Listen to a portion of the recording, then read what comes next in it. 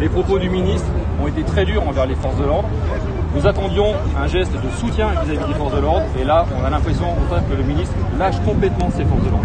Il faut juste rappeler au ministre que les forces de police sont là pour soutenir l'État. Nous sommes le dernier rempart face à l'anarchie. Nous avons été là pour les attentats, nous avons été là pour les gilets jaunes, nous avons été là pour faire respecter les règles de confinement du Covid-19 et nous sommes toujours là. Nous étions là encore cet après-midi, place de la République. Tout s'est passé dans le calme, ce ne sont pas les policiers qui ont été violents. On est venu au contact, on a agressé des policiers. Nous, quand nous agissons avec violence, c'est que nous sommes obligés d'avoir une action violente. 99% des interpellations se passent sans violence, les gens nous suivent sans incident.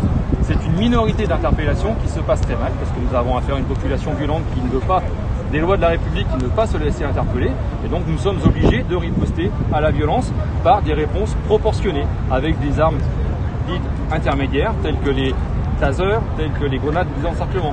Mais ce n'est jamais de manière volontaire, c'est toujours face à une réponse.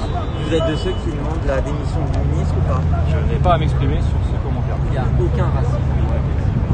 Il n'y a, à ma connaissance, aucun racisme dans la police. Nous travaillons avec des policiers de toutes origines. Je suis équipé avec une fille d'origine maghrébine depuis 10 ans. Il n'y a pas de racisme entre nous. Nous sommes des policiers, nous sommes solidaires. Nous travaillons tous les jours avec des policiers de différentes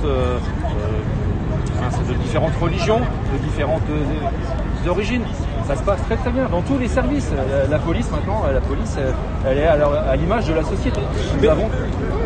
Nous sommes représentatifs de la société, juste ni moins. Vous dites vous représentez la société, mais dans la société, le racisme, il existe. Pourquoi il n'existerait pas au sein de la police, selon vous? Peut-être qu'il y a des gens qui ont des convictions personnelles, mais nous ne les exprimons pas. Nous gardons nos opinions pour nous.